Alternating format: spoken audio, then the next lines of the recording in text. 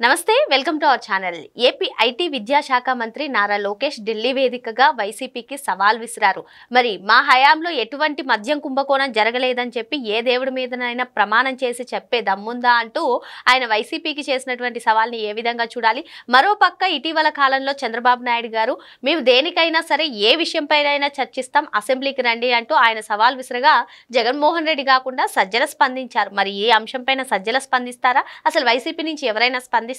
మద్యం కుంభకోణం పైన ప్రెస్ మీట్లు పెట్టడమే వరకేనా? ఇటువంటి అంశాలన్నీ కూడా చర్చించడానికి మనతో పాటుగా ఉన్నారు senior journalist doctor Bharat Reddy గారు. నమస్తే సార్. నమస్తే. ఢిల్లీ వేదికగా నారా లోకేష్ గారు వైసీపీకి సవాల్ విసిరారు. మరి మా హయాంలో అసలు కుంభకోణం జరగలేదని చెప్పి ఏ దేవుడి మీద అయినా ప్రమాణం చేసి చెప్పగలుగుతారా అని చెప్పి ఆయన సవాల్ చేశారు. మరి ఈ సవాల్ని ఎవరైనా స్వీకరిస్తుంటారా? మరి ఏపీ లిక్కర్ స్కామ్కి సంబంధించి ఒకసారి కూడా ప్రెస్ ముందు మాట్లాడిన దాఖలాలు లేవు. ప్రెస్ మీట్లు పెట్టి అసలు లిక్కర్ స్కామ్లో అక్రమ అరెస్టులు అని చెప్పిన పరిస్థితి తప్పిస్తే ఇటువంటి అంశాలు మాట్లాడినటువంటి దాఖలాలు లేవు. మరి మొత్తానికి ఇప్పుడు ఎవరైనా వైసీపీ పార్టీ నుంచి ఎవరైనా ముందుకొచ్చి ఈ సవాల్ని స్వీకరించి మాట్లాడతారంటారా? మరి నారా లోకేష్ గారు చేసినటువంటి సవాల్ని ఏ విధంగా చూడాలి, ఏం చెప్తారు? నారా లోకేష్ సవాల్ విసిరాడు. దేవుని మీద ప్రమాణం చేసి లిక్కర్ స్కామ్ జరగలేదని చెప్పగలరా అని. ప్రెస్ మీట్లలో వాళ్ళు అసలు లిక్కర్ స్కామ్ జరగలేదని చెప్తున్నారు. అయితే ఈ సవాల్ని మనం చూసుకున్నట్టయితే ఎవరైతే మన జగన్మోహన్ రెడ్డి ఉన్నారో దేవుణ్ణి గౌరవించాలంటే ముందుగా తల్లిదండ్రుల్ని గౌరవించాల్సిన అవసరం ఉంటుంది. తల్లినే గౌరవిస్తలేడు, ఇంకా దేవుణ్ణి ఏం గౌరవిస్తారు? మనం ఇక్కడ కీలకంగా చూడాల్సింది తల్లే అక్కడ పార్టీ గౌరవాధ్యక్షులుగా ఉంటే తనతోనే సరిగా సత్సంబంధాలు లేవు. ఇంకా దేవుని దగ్గరికి వెళ్ళినప్పుడు అతను స్పందించే అవకాశాలు ఎట్టి పరిస్థితులు లేవు. ఏ అంబటి రాంబాబు, ఏ రోజాను ఇలాంటి వాళ్ళు స్పందించే అవకాశం ఉంటుంది. కాబట్టి ఖచ్చితంగా లిక్కర్ స్కామ్ జరగలేదు అన్న ప్రెస్ మీట్ పెట్టిన ప్రతిసారి ఎవరో కొత్త అతను బయటికి వచ్చి ఆ లిక్కర్ స్కామ్లో ఇరుక్కున్న సందర్భాన్ని మనం చూడొచ్చు. ఇవాళ లిస్టు చాంతాడంత లిస్ట్ ఎందుకు పెరిగిపోయింది? మొదట్లో ఒకరికో ఇద్దరికో ఉన్నది లిక్కర్ స్కామ్లో. అసలు లిక్కర్ స్కామే జరగలేదు అని చెప్తున్న సందర్భంలో అసలు ఢిల్లీ లిక్కర్ స్కామ్ జరిగితే అయ్యో ఇంత లిక్కర్ స్కామా తెలంగాణలో ఇంట్లో జరిగిందా అన్న సందర్భంలో ఎప్పుడైతే కూటమి ప్రభుత్వం ఏర్పడ్డ తర్వాత ఒక్కొక్కరుగా బయటకు వెళ్తుంటే ఏ విజయసాయి రెడ్డి దగ్గర జరిగిందో, ఏ కేఎస్ రెడ్డి దగ్గర జరిగిందో అని చెప్తున్న సందర్భంలో అది పెరుక్కుంటూ వెళ్ళి దాదాపు 40-45 మంది ఇన్వాల్వ్ అయిన సందర్భంలో ఆ ఇన్వాల్వ్ అయిన సందర్భంగా ప్రతి ఇన్వాల్వ్ సందర్భంగా రోజానో, పెన్నినానో లేకపోతే అంబటి రాంబాబు వచ్చి అసలు లిక్కర్ స్కామ్తో మాకు సంబంధం లేదు, లిక్కర్ స్కామ్లో మా వాళ్ళు లేరని చెప్తున్న ప్రతిసారి ఒక కొత్త పేరు వస్తుంది, కొత్త వాళ్ళు అందులో అరెస్ట్ అవుతున్న సందర్భం. చివరికి ఎక్కడికి వెళ్ళింది? అది సీఎంఓ ఆఫీస్లో పనిచేస్తున్న వాళ్ళు కూడా ఇన్వాల్వ్ అవ్వడం జరిగింది. సీఎంఓ ఆఫీస్లో పనిచేస్తున్న వాళ్ళు ఇన్వాల్వ్ అయినప్పుడు సీఎంకు బాధ్యత ఉంటుందా లేదా? సీఎం ఎప్పుడైనా చెప్పారు నా సీఎంఓ ఆఫీసు ఇక్కడ ఇన్వాల్వ్ కాలేదు, ఒకవేళ ఇన్వాల్వ్ అయి ఉంటే నేనే చర్యలు తీసుకొని ఉండేవాడిని. ఎందుకంటే సీఎంకు సంబంధం లేకుండా సీఎంఓ ఆఫీస్లో పనిచేసిన వాళ్ళు ఎవరు కూడా పనిచేయరు.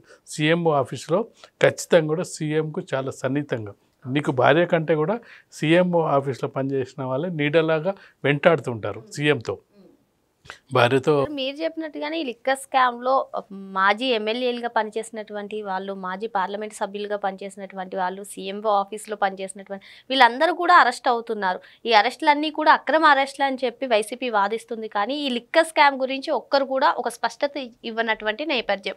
మరి వీళ్ళు మాట్లాడలేదు, ఇంకో పక్క సవాళ్ళు ఏ విధంగా ఉండబోతుందంటారు? తర్వాత ఇరుక్కున్న తర్వాత ఏం మాట్లాడగలుగుతారు? రాజకీయ కక్ష సాధింపు అని చెప్పే పరిస్థితి. వీళ్ళు లేదు అనే సందర్భంలో ప్రతిదీ దర్యాప్తు సంస్థ సిట్ అధికారులు ఏం చేస్తారు? ఒక ఆధారాలు బయట పెడుతున్నారు. 3,500 కోట్ల స్కామ్ జరిగింది, అందులో 300 కోట్లు ఇటు మళ్ళీ మిగతాయి ఈ విధంగా ఉన్నాయి, ఈ చెక్ పోస్ట్ దగ్గర ఇన్ని డబ్బులు పట్టుకున్నారు, మీరు ఇన్ని భూములు కొన్నారు అంటే ప్రతిదీ కూడా ఏదో విధంగా వాళ్ళు బయట పెడుతున్నారు. అంటే దానికి ఎప్పుడైతే వాళ్ళు కౌంటర్ వేసే ప్రయత్నం చేస్తున్నారో దానికి ఇప్పుడు ఎన్కౌంటర్ లాగా వీళ్ళది ఆన్సర్ వీళ్ళేం మాట్లాడతలేరు. ఇగో ఇది మీది, మీ చరిత్ర ఇదని చెప్పే ప్రయత్నం చేస్తున్నారు. కాబట్టి వాళ్ళు డిఫెన్స్ చేసుకున్న మేము చేయలేదు అని చెప్పే దానికంటే కూడా ఇది రాజకీయ కక్ష సాధింపు చర్య, అసలు లిక్కర్ స్కామ్ జరగలేదు. ఇప్పుడు పాలసీ ఎందుకు మార్చారంటే స్వయంగా నారాయణ స్వామి ఎక్సైజ్ శాఖ మంత్రిగా పనిచేసి ఉప ముఖ్యమంత్రిగా పనిచేసిన వ్యక్తే నాకు తెలియదు అన్నాడు. పై వాళ్ళు ఏమన్నారని చెప్పారు. నాకేం సంబంధం లేదని చెప్పారు. ఒక ఉప ముఖ్యమంత్రిగా పనిచేసిన వ్యక్తే లిక్కర్ పాలసీ అంతకుముందు డిజిటల్ పాలసీలో ఉన్న లిక్కర్ను మాన్యువల్కి తీసుకురావడం జరిగింది. మాన్యువల్ తీసుకొచ్చి దాన్ని ఏం చేశారు, పాలసీ మార్చి తన అనుచరులకు, బ్రేవరీస్ సంస్థలకు ఇవన్నీ కూడా సిట్ అధికారులు బయటపెట్టినవే కదా. వీటన్నిటి మీద సమాధానం ఒక్కరేం చెప్పారా, అసలు లిక్కర్ పాలసీని మేము మార్చడం అనేది కరెక్టే, ఈ విధంగా మార్చడం వల్ల ప్రభుత్వానికి ఇంత ఇన్కమ్ వచ్చిందని చెప్పే ప్రయత్నం చేయలేదు కదా ఎవరైనా. ఒకవేళ అదే నిజంగా జరిగి ఉంటే అది చెప్పే ప్రయత్నం చేస్తారు. అక్కడ స్కామ్ జరిగింది అనేది నిజం, కానీ ఏ విధంగా బయటపడాలి, ఏ విధంగా తప్పించుకోవాలి, ఏ విధంగా పెద్ద వ్యక్తులు రాకుండా ఉండాలనే దానికోసం తాపత్రయంలో భాగంగా రోజుకొకరు వచ్చి మాట్లాడుతున్నారు. ఇప్పటి వరకు నిజంగానే ఒకవేళ రాజకీయ కక్ష సాధింపు చర్యల్లో భాగంగానే కూటమి ప్రభుత్వం కనుక వీళ్ళకు నోటీసులు జారీ చేసి వీళ్ళకి అరెస్ట్కి సిద్ధమైతే వీళ్ళు ఏం చేస్తున్నారు, ముందస్తు బెయిల్కి వెళ్తున్నారు కదా. సార్ మీరు చెప్పినట్టుగానే ఇప్పుడు కింది స్థాయి కోర్టు నుంచి పై స్థాయి కోర్టు వరకు కూడా వీళ్ళు ముందస్తు బెయిల్కి వెళ్ళడానికి అవకాశం కల్పిస్తుంది కూటమి ప్రభుత్వం. ఒకసారి మనం గతంలో చూసుకున్నట్లయితే జగన్మోహన్ రెడ్డి ముఖ్యమంత్రిగా ఉన్నటువంటి సందర్భంలో చంద్రబాబు నాయుడు గారిని అరెస్ట్ చేసి 53 రోజులు జైల్లో ఉంచారు. అప్పుడు టీడీపీ శ్రేణులందరూ కూడా అది అక్రమ అరెస్ట్ అని చెప్పి వాళ్ళు చెప్పారు. ఇప్పుడు చూసుకున్నట్లయితే కూటమి ప్రభుత్వం అధికారంలోకి వచ్చిన తర్వాత లిక్కర్ స్కామ్కి సంబంధించి దాదాపు 12 మంది అరెస్ట్ అయినటువంటి పరిస్థితి. ఈ 12 మందిని కూడా పక్కా ఆధారాలతో మీరు చెప్పిన ఇటీవల బెయిల్ పైన విడుదలైనటువంటి వాళ్ళని కూడా వాళ్ళు కీలక నిందితులు, వాళ్ళకి బెయిల్ క్యాన్సిల్ చేయాలన్నట్టుగా సిట్ అధికారులు మళ్ళీ హైకోర్టులో పిటిషన్ వేశారు. ఎక్కడికక్కడ ఆధారాలు చూపించినప్పటికీ కూడా వైసీపీ ఇవన్నీ కూడా అక్రమ అరెస్టులు అంటుంది. దేన్ని అక్రమ అరెస్టుగా చూడాలంటారు? అక్రమ అరెస్ట్ అయితే కోర్టు ద్వారా వాళ్ళు న్యాయం పొందే అవకాశం ఉంటుంది. వీళ్ళు ముందస్తు బెయిల్కి వెళ్తున్నారు. ముందస్తు బెయిల్ ఎందుకు ఇవ్వట్లేదు కోర్టు? ప్రభుత్వం అంటే కక్ష సాధింపు చర్యతో పనిచేస్తుంది.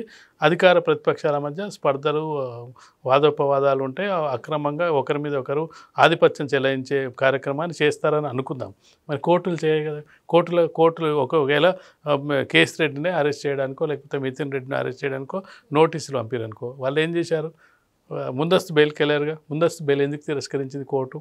అంటే అక్కడ వీళ్ళు సిట్టు సేకరించిన ఆధారాల్లో నిజాలు ఉండడం వల్లనే కదా. వాళ్ళు ఏ నిజాలు లేకపోతే ఇంతమంది 12 మంది కీలక నాయకులు మామూలు వ్యక్తులను అరెస్ట్ చేస్తే అది ఏదో కక్ష సాధింపు ఒక కార్యకర్తనో లేకపోతే ఎమ్మెల్యే స్థాయి వ్యక్తినో. ఇక్కడ అరెస్ట్ అయిన వాళ్ళు ఎవరు? కీలకంగా సీఎంఓ ఆఫీస్లో పనిచేసిన వాళ్ళు, ఎంపీగా పనిచేసిన వాళ్ళు, ఇప్పుడు ఎంపీగా చేస్తున్న వాళ్ళు, జగన్మోహన్ రెడ్డికి చాలా దగ్గర వ్యక్తులు, తూడా చైర్మన్గా పనిచేసిన చెవిరెడ్డి భాస్కర్ రెడ్డి, వీళ్ళందరూ కూడా కీలకమైన వ్యక్తులు. ఒక కీలకమైన వ్యక్తిని అరెస్ట్ చేసే ముందు దర్యాప్తు సంస్థలు ఎంత జాగ్రత్తలు తీసుకుంటాయి. ఒకవేళ అతని మీద ఆరోపణలు రుజువు కాకపోతే వాళ్ళు ఆన్సర్ చేయాల్సి ఉంటుంది. కాబట్టి ఖచ్చితంగా కూడా ఆధారాలు సేకరించిన తర్వాతనే వాళ్ళు అరెస్ట్ చేస్తారు. అరెస్ట్ చేసిన తర్వాత వాటిని నిరూపించే బాధ్యత కూడా వాళ్ళ మీదే ఉంటుంది.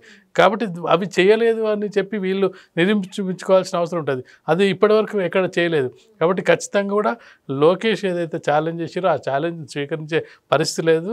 ఖచ్చితంగా ప్రెస్ మీట్కి వచ్చి అడ్డదిడ్డంగా మాట్లాడే వాళ్ళు ఉంటారు కదా, రోజాను, అంబటి రాబో, వీళ్ళు వచ్చి ఆ లోకేష్ను ఈ సబ్జెక్ట్ వదిలేసి మీరు చూడండి రేపో ఇప్పుడు ప్రెస్ మీట్కి వస్తారు, వచ్చి అడ్డదిడ్డంగా లోకేష్కు అది లేదు ఇది లేదు, లోకేష్ను వ్యక్తిగత విమర్శలు చేసే స్థాయిలో ఉంటారు. ఎప్పుడు కూడా వైసీపీ నాయకుల్ని మనం గమనించినట్టయితే సబ్జెక్ట్ మీద కాకుండా ఇప్పటికి కూడా చంద్రబాబు నాయుడు గారిని ఇప్పటికి కూడా వ్యక్తిగత విమర్శలు చేస్తుంటారు. చంద్రబాబు నాయుడు మోసగాడని, అదని ఇదని, అంబటి రాంబాబుతో సహా. అంటే సబ్జెక్ట్ మీద మాట్లాడకుండా క్యారెక్టర్ అసాసినేషన్, వ్యక్తిగత విమర్శలు చేసే ప్రయత్నం చేస్తుంటారు. కాబట్టి రేపు ప్రెస్ మీట్ పెట్టినా ఈ సబ్జెక్టును వదిలేసి లోకేష్ మీద వ్యక్తిగత విమర్శలు చేసే ప్రయత్నం చేస్తారు. కాబట్టి లిక్కర్ స్కామ్కి సంబంధించి దాని గురించి మాకేం సంబంధం లేదు, మీరు చెప్పినట్టుగా మేము ఎక్కడ ఏ దేవుని దగ్గర ప్రమాణం చేస్తామని చెప్పే ప్రయత్నం ఎవరు చేసే అవకాశం అయితే శూన్యమని చెప్పొచ్చు. లోకేష్ గారు విసిరినటువంటి సవాల్ని స్వీకరించడం పక్కన పెడితే మరి లోకేష్ గారు వ్యక్తిత్వ హననానికి పాల్పడే విధంగా ప్రెస్ మీట్లు పెట్టి మరి వైసీపీ నుంచి ఎవరైతే ప్రెస్ మీట్లు పెడతారో వాళ్ళు వచ్చి మళ్ళీ విమర్శలు చేస్తారని చెప్పి సార్ చెప్తున్నారు. మరో అంశంతో మళ్ళీ కలుద్దాం. Thank you sir.